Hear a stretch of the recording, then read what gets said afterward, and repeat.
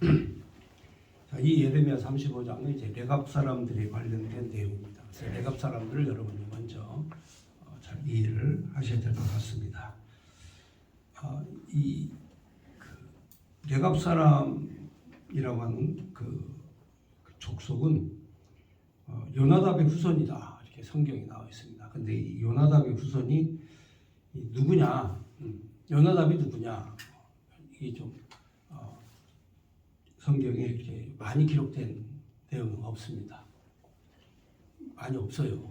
그러니까 한 가지 이제 그 몇 군데 이 성경을 연구하는 학자들이 봤을 때 겐 족속의 후손이다 이렇게 막 보고 있습니다. 겐 족속이 누구냐면 아말렉 족속과 함께 살았던 이방인들입니다. 그런데 모세가 광야의 40년 세월을 끝나고 그리고 이제 그 가나안 땅으로 들어갔을 때 이 겐 족속은 이제 유목민입니다. 본래부터 이스라엘 자손도 유목민이지만 겐 족속은 특별히 이제 유목을 하고 살고 그리고 집도 짓지 않고 이제 살았던 그런 유목민들인데 이 유목민들이 이제 아말렉 자손들과 함께 살면서 이제 그 뿌리를 내려오고 있었을 때 이때에 그 다윗이 그 아말렉을 진멸하는 전쟁을 합니다. 아말렉을 진멸하는 전쟁을 하는데 과거에 이 모세가 이스라엘 자손들을 이끌고 이제 광야 40년을 지나고 여호수아가 가나안 땅을 정복할 때 그때에 이 겐 족속들이 이 유다 자손들 먼 땅에서 이렇게 여행 온 유다 자손들을 선히 대하는 이런 풍습이 있죠. 그러니까 유목민들은 이 사실상 자기가 있는 지역이 척박한 땅이기 때문에 여행을 한 사람은 물이 없잖아요. 그리고 여행을 한 사람은 양식이 없잖아요. 그러니까 유목민들은 이렇게 지금도 전통적으로 여행을 해서 자기 집에 방문한 사람들을 식사도 대접하고 물도 제공하고 이렇게 하는 쉽게 말하면 사막의 오아시스죠. 사막의 오아시스. 이 족속들이 사실은 유목민입니다. 그러니까 유목민들이야 뭐 자신들이 사는 방법을 알죠. 유목민 사는 근처에 가까운 우물이 있고 우물이 어디 있는 거 자기는 알잖아요. 그런데 이방인들은 모른단 말이죠. 또 자신들은 그 목동이었기 때문에 양떼와 소떼가 있죠. 그러니까 충분히 이방인들 아무것도 모르는 가운데 타국을 여행하고 있는 여행객들에게 이제 선이 대하는. 그래서 이 겐 족속의 후손들이 그 자기의 조상 열조에 대해서 선이 대접하는 이제 이런 그 풍습이 있었습니다. 그래서 그대로 히브리 민족들에게 선이 되었죠. 그래서 겐 족속에 대해서는 성경이 얘기 말씀을 하고 있습니다. 그러니까 다윗이 아말렉을 진멸할 때 거기에 겐 족속이 있어서 겐 족속들에게 얘기를 하죠. 너희들은 지금 아말렉을 떠나서 도망을 가라. 광야로 도망을 가라. 우리가 아말렉을 진멸할 때 너희도 함께 죽을까 염려된다 하고 사신을 보냅니다. 겐 족속에게. 겐 족속은 다윗의 연락을 듣고 조용히 자기 족속들을 다 이끌고 광야로 다시 가죠. 광야로 가서 우리는 다시는 집도 짓지 말고 다시는 포도원도 만들지 말고 우리는 그냥 이 유목민으로서 우리는 그냥 살자. 그리고 술도 먹지 말자 하고 자기 후손들에게 가르칩니다. 우리는 목축업자들로서 우리 후손들은 이렇게 살아갈 것이다 하고 명령을 내리죠. 그러니까 이제 이 레갑의 후손들이 그 자기 조상의 말을 듣고 그대로 풍습을 지켜오면서 수백 년간 그 풍습을 그대로 지켜오면서 그들이 그 조상들의 말에 순종하고 복종하고 산 거죠. 자, 그런데 오늘 이제 이 내용이 무슨 내용이냐면 이 예레미야에게 그 아들이 있어요. 아들들이 있는데 이 아들들과 자기의 이제 자손들을 모아놓고 회식을 합니다. 이렇게 자식 모아놓고 회식을 하는데 이때 그 술 종지에다가 이제 다 이렇게 술잔을 따는데 이때 그 자리에 바로 이 레갑 자손들이 예루살렘에 살고 있었고 이 레갑 자손들이 청빙을 받은 거죠. 예레미야가 청빙을 했어요. 원래는 이제 광야에서 살아야 되는데 레갑 자손들이 원래 이 예루살렘이나 뭐 이런 집에서 살지 않아야 되는데 이때는 특별한 상황이에요. 왜냐하면 이 바벨론의 느부갓네살이 침략해오고 그다음에 수리아인들이 막 공격해오고 이 사람들은 무자비한 사람들이라 그 유목민들을 선히 대할 방법을 몰라요. 유목민들은 참 착하고 선한 사람들인데 수리아 사람이나 뭐 이런 그 바벨론 사람이나 이런 사람들은 닥치는 대로 그냥 죽이고 빼앗고 막 이러니까 어쩔 수 없이 바로 자신들의 가장 친구들이 살고 있는 예루살렘에 들어와서 잠시 산 거예요. 잠시 살고 있는데 이때 예레미야가 술잔을 다 이렇게 자기 후손들에게 권합니다. 술잔을 권하는데 레갑 사람들은 다 한편 술잔이 놓이자 거절을 하죠. 우리는 이 술잔을 받을 수가 없습니다. 왜? 우리 조상님들이 대대로 우리 민족에게는 술을 먹지 말라고 권하였기 때문에 저희는 지금도 조상님들의 명령에 따라서 우리간도 짓지 않고 살집도 짓지 않고 포도원 농사도 짓지 않고 우리는 광야에서 살다가 지금까지 조상님들의 명령에 따라서 우리가 살고 그리고 우리가 금기시한 게 있는데 바로 이 술입니다. 술을 먹지 말라고 그랬습니다. 그러므로 우리는 술을 먹지 않습니다. 이렇게 얘기를 하는 거예요. 그러니까 예레미야가 그 말씀을 듣고 감동이 된 거예요. 이야, 어찌 세상에 이렇게 자기의 조상들의 말을 청종하고 순종하고 그대로 지켜 행하는 민족이 어디 있느냐 하면서 자신의 민족을 바라보니까 이스라엘 백성들은 수많은 선지자를 보내고 이사야 선지자를 보내고 자기를 보내서 하나님의 말씀을 선포해도 이 백성들이 말을 듣지 않는다 이 말이죠. 하나님의 명령과 말씀을 듣지 않는다 이거죠. 그러니까 예레미야가 이렇게 레갑 자손들도 자기 조상들의 열조의 말을 순종하고 청종하고 지켜 행하고 그런데 어떻게 하나님의 백성들이 이렇게 하나님의 말씀을 지키지 않을 수가 있단 말이냐 하면서 오늘 주신 말씀이 바로 예레미야 35장의 내용의 말씀이 되겠습니다. 그러니까 여러분 전체적인 이 말씀의 내용 개요를 들어볼 때에 하나님 말씀을 청종한 사람이 있고 하나님 말씀을 청종하지 않는 사람이 있어요. 그러니까 하나님이 은혜를 힘입은 사람은 말씀을 청종하게 되어 있고 하나님의 은혜가 없는 사람은 말씀을 청종하지 않도록 되어 있어요. 여러분 이게 엄청난 말씀인데요. 지금 우리 한국 교회가 정말 그 하나님의 말씀을 청종치 않는 이런 교회로 바꿔져 가고 있어요. 얼마 전에 며칠 전이죠. 그 신부님하고 그다음에 그 스님하고 선우 스님이라는 분하고 그다음에 방인성 목사 이 사람은 목사도 아니에요. 이 사람은 사상가인데 이 사람은 완전 그 빨갱이 사상에 젖어 있는 사람이에요. 근데 이 신부와 이 스님과 이 목사가 3명 이상 앉아가지고 윤석열 정권을 타도하는 이제 이런 그 토론회를 한 거죠. 제가 그걸 보니까 저건 하나님의 말씀이 없는 완전 사탄이다. 근데 자기는 목사 행사를 하거든요. 근데 한국 교회가 그를 용납을 해요. 저 사탄을 갖다가 한국 교회가 용납을 한다니까요. 이해가 안 가는 거죠. 또 캐토릭이 뭡니까? 하나님을 섬기는 집단 아닙니까? 그런데 완전히 캐토릭은 용공화되어 있어요. 공산화되어 있어요. 왜냐하면 캐토릭 자체가 바로 교황 중심의 독재 정권이거든요. 캐토릭이라고 하는 전체를 딱 구도를 놓고 보면 거기는 교황 중심의 독재 정권이에요. 그러니까 이게 영공주의와 독재자들과 이게 맥을 같이 하는 거죠. 맥이 같습니다.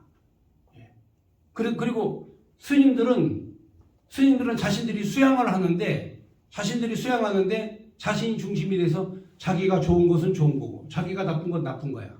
그러니까 이 사람들은 그 수양을 통해서 내가 좋으면 좋고 내가 싫으면 싫은 거다. 이게 이 스님들의 이게 생각이에요. 그러니까 철학자들이나 그다음에 기독교 목사나 그리고 이 신부들이나 다 모여가지고 이 세상을 매우 위험한 세상으로 만들어가는 거예요. 이게 왜 위험하냐? 여러분도 생각해보시면 알겠지만 아니 우리 바로 북쪽은 연일 핵을 개발하고 미사일을 개발하고 도전적이고 공격적이고 이런 행동을 계속 하고 있어요. 우리 남한은 절대적으로 이 미국에게 핵을 의존하면서 우리가 핵 걱정 없이 그냥 살아가거든요. 예, 그렇습니다. 미국만 잘 의지하면 핵 걱정 없이 살아가요. 뭐 걱정 없어요. 그런데 만에 하나 북한의 핵미사일이 미국의 워싱턴에 떨어진다. 미국의 뉴욕에 떨어진다. 북한이 개발하고 있는 핵미사일이 미국까지 날아갈 상황이 돼서 미국 국민들이 실제적 위협 상황에 놓여 있다. 그렇다면 미국 국민들이 수천만이 희생되는 상황에서도 과연 우리 대한민국을 지켜줄 수 있느냐? 만약에 미국이 6.25 전쟁 이전처럼 보따리 싸가지고 다 철수해가지고 미국으로 돌아가 버리면, 일본 오키나와로 가버리면, 그러면 이 대한민국에 6.25 전쟁 같은 전쟁이 또 일어나지 말라는 법은 없다. 그러므로 우리 대한민국이 기술적으로 핵탄두를 만들 수 있다면, 우리가 만드는 핵을 보유하게 된다면 북한이 그렇게 자랑하고 그렇게 노력하고 했던 핵무기도 아무 소용없는 무용지물이 되는 겁니다.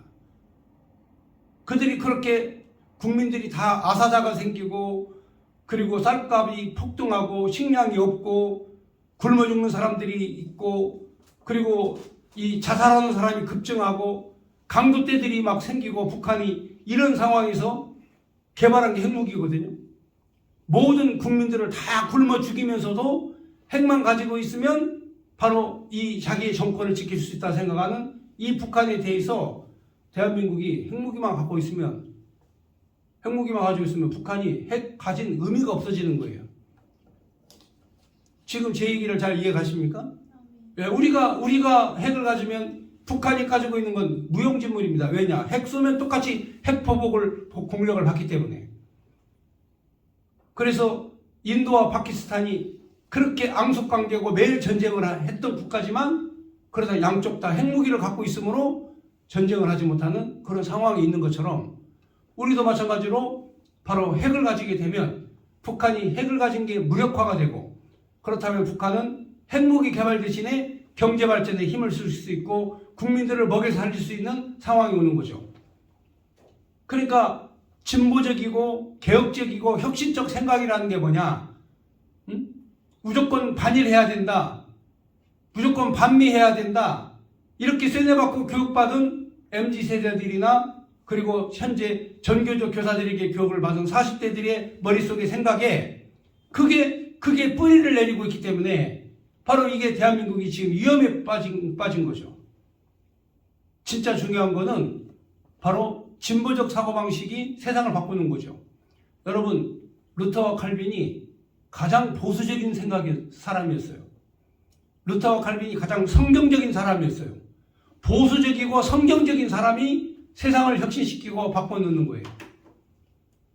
여러분, 세상을 바꾼 인물 중에 두 인물을 뽑는다면 한 사람은 사도 바울이에요. 사도 바울도 바리새인 중에 바리새인이요, 율법사 중에 율법사였던 사도 바울이 철저하게 바로 진보와 혁신의 그 사고방식으로 바뀌면서 세상이 완전히 바뀐 거예요. 만약에 루터와 칼빈이 없었다면 지금도 이 세계는 암흑의 시대를 살아가고 있을지도 몰라요. 그러나 가장 보수적이고 가장 성경적인 사람이 세상을 바꾸는 거예요. 레갑 사람들이 가장 보수적이고 가장 전통을 가지고 전통을 지키고 살았어요. 그들의 조상들이 술도 먹지 말라고 했을 때 술도 마시지 않고, 집도 짓지 말라고 했을 때 집도 짓지 않고, 그리고 포도원도 만들지 말라고 했을 때 그들은 포도원도 만들지 않았어요. 그것이 바로 보수 중에 보수였어요. 그런데 오늘 여기 와서 예레미야서에서 레갑 자손에 대해서 얘기하기를, 바로 그들이 그렇게 지켜온 것이 있기 때문에 바로 저들은 영원토록 저들의 자손이 끊어지지 아니할 것이다라는 축복을 받게 돼요. 그래서 바로 여러분이 아는 다윗도 이 레갑 자손들을 향해서 당신들의 가문은 영원히 끊어지지 않는 가문이 될 것이다. 그러니까 너희가 꼭 지켜야 될 것이 있는데 지켜야 될 게 있는데 그게 바로 너희들의 마음이다. 이렇게 말씀을 하시지 않습니까? 그래서 바울 사도가 나도 이제 하나님 앞에 결심을 했다. 해가지고 하나님 앞에 결심한 이 사도 바울은 스스로 머리를 깎아요. 머리를 깎아서 여러분들이 보실 때 사도 바울 그림 나오면 다 대머리로 나오죠. 바울이 사도행전 18장 18절에 이 하나님 앞에 서원을 합니다. 이제는 나는 완전히 하나님 앞에 구분된 사람이다. 그래서 갱그리아에서 머리를 깎아요. 그러니까 여러분들이 그런 그 자신들의 어떤 결심과 각오, 결심과 각오를 통해서 신앙과 믿음을 지켜가는 거거든요. 견고하게 지키는 거죠. 그래서 오늘 예레미야에게 하나님 주신 말씀. 이제 이방 사람, 그 레갑 사람조차도 이 레방조차도 자신들의 조상과 열조와 선조의 약속과 그 믿음을 지키고 그렇게 행하는데 내가 여러 차례 하나님의 선지자를 보내고 하나님의 말씀을 줬는데도 그것을 지키지 않는 너희들에 대해서 통탄하는 내용의 말씀이 예레미야 35장의 말씀이다. 오늘 우리 한국 기독교의 목회자들이 얼마나 타락했는지, 얼마나 말씀을 떠났는지, 과연 이 한국 교회가 이대로 갈 것인지, 과연 이대로 갈 건지, 이게 얼마나 갈 건지, 하나님의 진노가 어떻게 임할 건지 심히 걱정이 되는 거죠. 그래서 오늘 여기 있는 우리라도 이 말씀을 굳건하게 붙잡고 한국 교회를 기둥처럼 세우는 그런 교회가 되어야 되지 않겠습니까? 아멘. 우리가 기둥처럼 이 한국 교회를 세웁시다. 아멘. 자, 35장 말씀 1절부터 한번 보시겠습니다.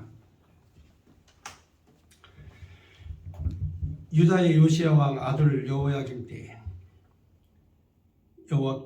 여호와께로부터 말씀이 예레미야에게 임하니 이르시되. 그러니까 이제 그 시드기야 왕 그 앞에 지금 이제 여러분들이 이 현재 이스라엘 패망의 그 로드맵을 여러분들이 쫙 이렇게 한눈으로 볼 수 있도록 파노라마처럼 놓고 보면 지금 여기에 요시야의 아들 여호야김 때에 침공을 받아요. 예루살렘이 침공을 받아서 예루살렘이 이제 성벽은 무너지지 않지만 이제 점령이 돼요. 이때가 606년 느부갓네살 왕이 이 땅을 점령할 때가 606년 1차 침공 때 이미 예루살렘은 바벨론에게 넘어갔어요. 이때 이제 그 왕족들 귀족들은 포로로 끌려가고 이때 여러분이 잘 아는 그 에스겔 선지자하고 그 다음에 다니엘 선지자는 이 당시에 이제 어린아이였는데 이때 바벨론으로 포로로 끌려갑니다. 1차 포로로 끌려가요. 그 다음에 이제 이 2차 침공 때 침공이 되고 마지막에 2차 침공 때에도 이제 이 용서를 해줘요. 성벽을 무너뜨리지 않는데 마지막 시드기야 때에는 이제 성벽을 다 무너뜨리고 성전도 다 파괴시키고 그리고 이제 눈도 뽑고 끌고 가요. 이렇게 해서 처절하게 이 유다가 망하는 거죠. 그러니까 한꺼번에 확 망한 게 아니에요. 바벨론이 1차, 2차, 3차 침공을 했어요. 그래서 망하는 기간이 한 20년 이렇게 바로 망한 게 아니라 1차 침공 때부터 마지막 완전히 패망될 때까지는 한 20여 년간 시간이 있었어요. 그러니까 여러분들이 이 내용을 좀 보시면서 오늘 35장의 말씀은 이게 앞부분으로 간 거예요. 약간 앞부분으로. 지금까지는 시드기야 왕 얘기가 나왔었지만 여호야김 때에 여호와께로부터 예레미야에게 임하여 이르시되 너는 네갑 사람들 집에 가서 그들에게 말하고 그들을 여호와의 집 한 방에 데려다가 포도주를 마시게 하라 하시니라. 그러니까 이제 이 네갑 사람들을 초청해가지고 포도주를 마셔라 이렇게 하나님께서 명령을 하신 거죠. 예레미야가 그대로 네갑 사람을 부릅니다. 그런데 네갑 사람들만 이렇게 먹기가 좀 그렇지 않습니까? 그렇죠? 그러니까 이제 자기 자식들도 다 부르는 거죠. 3절 이에 내가 하바시냐의 손자요 예레미야의 아들인 야하시냐와 그의 형제와 그의 모든 아들들과 그리고 모든 레갑 사람들을 데리고 여호와의 집에 이르러 익다랴의 아들 하나님의 사람 하나님의 아들의 방에 들였는데 그 방은 고관들의 방 곁이요 문을 지키는 샬룸의 아들 마아세아의 방위더라. 예. 그러니까 이제 쉽게 말하면은 이제 이 그 고관들이 있는 궁궐 같은 곳이죠. 이것으로 이제 부릅니다. 내가 내갑 자손들의 후손들 앞에서 포도주가 가득한 종지와 술잔을 들고 마시라고 권하되 그들이 이르되 우리는 포도주를 마시지 아니하겠노라. 내갑의 아들 우리 선조 요나답이 우리에게 명령하여 이르기를 너희와 너희 자손은 영원히 포도주를 마시지 말며 너희가 집도 짓지 말며 파종도 하지 말며 포도원을 소유하지도 말고 너희는 평생 동안 장막에 살아라. 그러면 너희가 머물러 사는 땅에서 너희 생명이 길리라 하였으므로. 이게 이제 이 말씀 아까 제가 설명해 드렸죠. 유목민들은 선한 민족이기 때문에 적도 없어요. 적이 없습니다. 다 대접하고 다 환영하고. 자, 그러면 너희들이 집을 짓지 않아도 성을 쌓지 않아도 너희들은 너희 생명이 영원히 너희 후손들이 살 것이다. 그러면 그들은 그 약속을 지키는 거죠. 근데 사실 매우 위험하죠. 주변에 보면 애굽도 있고 아수르도 있고 바벨론도 있고 그 폭력적인 해족속도 있고 이렇게 주변에 막 여러분 잘 아는 블레셋 있죠. 이 무시무시한 블레셋 족속도 있고 막 이런 족속들이 쫙 깔려 있는데 아니 거기서 참 평화롭게 그냥 목축업 하면서 양 몰고 다니면서 이렇게 사는 게 이게 쉽지 않잖아요. 그렇지 않습니까? 근데 그럼에도 불구하고 이들은 지켜오는 거죠. 그럼 너희들이 오래 영원토록 할 것이다. 이게 이제 다윗 시대에 바로 이 겐족속에게 약속한 그 약속이죠. 너희가 아멜렉을 떠나서 너희가 그들을 탈출하고 광야로 가라. 그럼 너희 생명이 영원히 살 것이다. 이렇게 말한 대로 그들이 행동을 하는 거죠.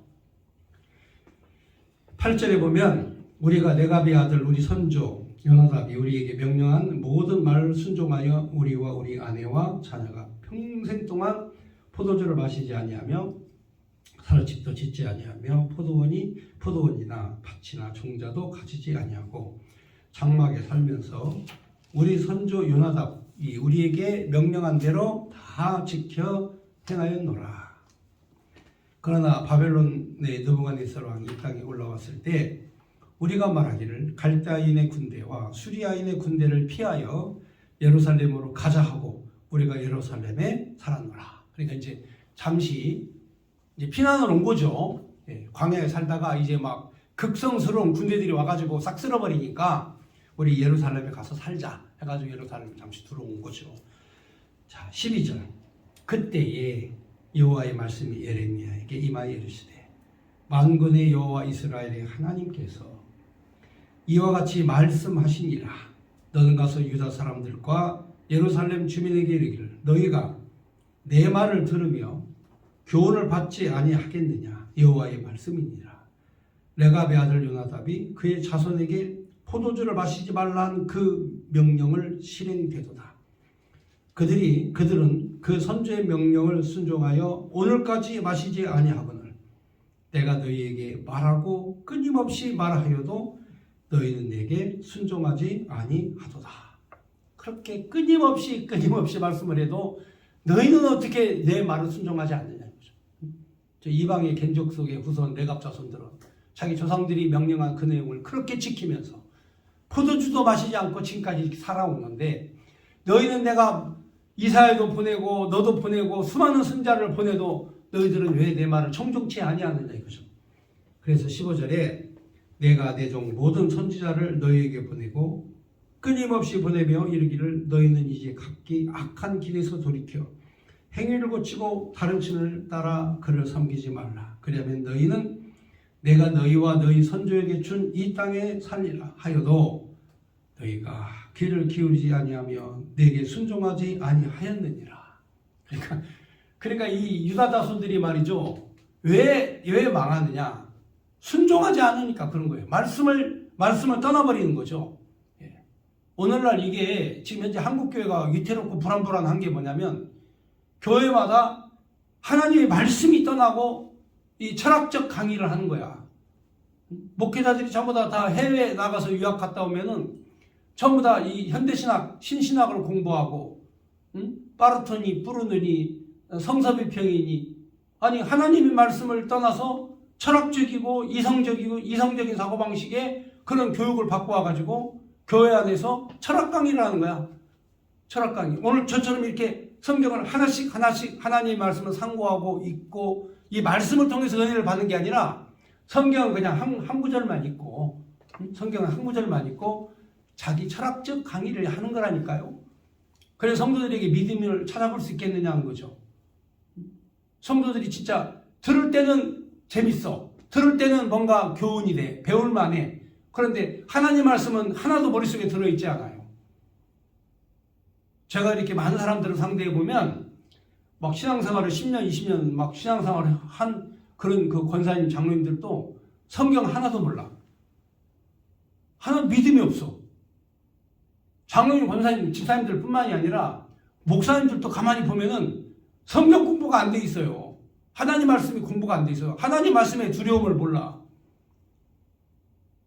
그러면 망하는 거예요. 하나님 말씀을 떠나면 망하는 거라니까요. 그래서 16절에 레갑의 아들 요나답의 자손 그의 선조가 그들에게 명령한 그 명령을 지켜 행하나 이 백성은 내게 순종하지 아니하도다. 그러니까 이방민족 겐족 속의 후손들은 그의 자손들에게 명령한 내용에 따라 그대로 지키고 광야에서 살면서 영원토록 살 것이라고 예언한 내용대로 그들은 지금까지 영원히 산다 이거예요. 근데 너희들은 지금 하나님 말씀을 받은 선택된 선민 너희들은 지금 뭐 하는 거냐 도대체 간에. 당신들은 도대체 간에 뭐 하는 거예요. 오늘 이 시간 내가 내 생각을 고치고 내 마음을 바꾸고 내가 굳은 결심 안에서 하나님 말씀을 연구하고 상고하는 것이 내 일생 필생의 가장 중요한 일이다라고 생각하고 여러분들이 살아야 영원히 사는 거예요. 그렇지 않으면 곧 망하는 겁니다. 그래서 여기에서 17절에 그러므로 만군의 여호와 이스라엘의 하나님께서 이와 같은 말씀하시니라. 보라, 내가 유다와 예루살렘의 모든 주민에게 내가 그들에게 대하여 선포한 모든 재앙을 내리리니 이는 내가 그들에게 말하여도 듣지 아니하며 불러도 대답하지 아니함이라 하셨다 하라. 자, 이 말씀이 이제 어떤 말씀인가를 여러분이 잘 아셔야 돼요.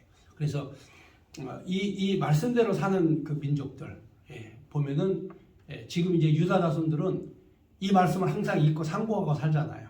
유대인들은 전 세계에 몇 명 되지도 않아요. 다 합쳐서 1800만 명? 이스라엘 자손들이 다 합쳐서 1800만 명. 번성하고 숫자가 늘어났는데도 그렇게밖에 안 돼. 왜?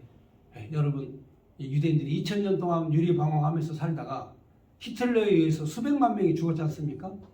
유대인 말살 정책에 따라서 히틀러가 그렇게 참혹하게 유대인들을 다 죽였어요. 그런데도 불구하고 유대인들은 그걸 깨달았죠. 우리 열조, 우리 선조, 우리 조상들이 왜 그렇게 참혹하게 죽어야만 됐는가. 그래서 그들은 다시 깨닫고 회개하고 반성하고 그들은 바로 예루살렘을 향해 다시 가자. 그동안 우리 유리방황했던 거 이 이스라엘 자손들이 가장 참혹하게 바로 당한 하만에게 의해서 당할 그 죽음이 바로 오늘 여러분 히틀러에 의해서 바로 생겼던 이 근대의 역사의 가장 실제 눈으로 볼 수 있는 역사 아닙니까? 그래서 그들이 깨달은 거죠. 하나님 말씀으로 전적으로 돌아서자. 그래서 유대인들은 철저하게 하나님 말씀 중심으로 다시 돌아왔어요. 그래서 그들은 지금 현재 건국 75주년 올해가 며칠 전에가 이스라엘 건국 75주년인데 똑같이 우리나라와 같이 똑같이 1948년도에 그들이 건국을 했지만 그들은 5월 달에 건국을 했고 5월 달에 5월 마지막 날인가요? 건국했고 우리는 8월 15일 날 건국했어요. 똑같이 건국이 똑같아요. 75주년. 근데 이스라엘 민족들은 하나님 말씀 위에 철저히 살고 우리 한국은 하나님 말씀 안에 살다가 지금 어때요? 교회가 타락하고 부패하고 썩고 그래서 하나님 말씀이 떠나가. 그럼 말씀이 떠나가면 예레미야 35장에 하나님이 내리기로 약속한 그 재앙이 임한다니까요.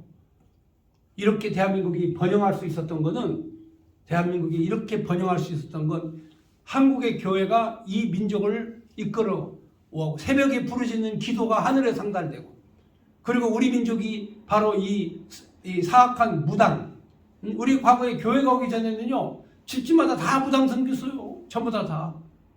저 어렸을 때도만 해도 저희 어머니 하얀 종지 거리에다 물 담가놓고 성황당 가서 빌었다니까요. 저 어렸을 때 어머니 손잡고 따라다니는 절간에만 쫓아다녔었어요. 근데 바로 기독교가 1980년대, 1970년대, 80년대 크게 부흥하면서 집집마다 있었던 우상 신주단지 다 없앴잖아요. 우리 집에도 신주단지가 있었고 삼신할머니를 모시고 살았는데 그런 우상단지를 다 부시자 한국이 이렇게 번영된 이런 국가로 발전한 거거든요. 그런데 이렇게 하나님이 만들어 놨는데 또다시 타락하고 죄를 짓고 우상을 섬기고 물질의 우상 만몬신을 섬기는 이런 나라로 바꿔졌다 이 말이죠. 이제 우리가 결심해야 돼요. 여러분들이 이 나라를 살리는 기둥이 돼야 돼. 바로 예레미야가 주신 이 말씀처럼 바로 우리가 하나님 말씀 청정하고 순종하고 따라 지켜 행하는 이 은혜로운 삶을 살아가는 것이 바로 하나님 나라를 세우는 것이다. 18절 보겠습니다. 예레미야가 레갑 사람의 가문에게 이르되 만군의 여호와 이스라엘 하나님께서 이와 같이 말씀하시기를 너희가 너희 선조 요나답의 명령을 순종하여 그의 모든 규율을 지키며 그가 너희에게 명령한 것을 행하도다. 그러므로 만군의 여호와 이스라엘의 하나님께서 이와 같이 말씀하시니라. 레갑의 아들 요나답에게서 내 앞에 설 사람이 영원히 끊어지지 아니하리라 하시니라. 하나님 앞에 설 사람이 너희들이 끊어지지 아니할 것이다. 이방인이라 할지라도 여러분 이렇게 이방인이라 할지라도 하나님 앞에 돌아오면 누가 된다? 하나님의 사람이 된다. 여러분 구약 성경에 보면은 다말 아시죠? 다말. 예수님의 조상 다말이잖아요. 다윗의 할머니 다말이 외국 사람이에요. 그렇지만 믿음으로 사니까 믿음으로 하나님을 바라보고 하나님의 말씀에 순종하고 사니까 그의 후손에서 이새가 나오고 그의 손자 다윗이 나오는 거예요. 이게 하나님의 역사라니까요. 그리고 우리가 믿음을 지키면 우리가 하나님 앞에 서는 거야. 그래서 여기에도 하나님 비록 너희들이 이방인이라 할지라도 너희 후손들은 영원히 내 앞에 서게 될 것이다. 이렇게 하나님 복을 주시잖아요. 자, 오늘 말씀은 여기까지 말씀을 전했습니다.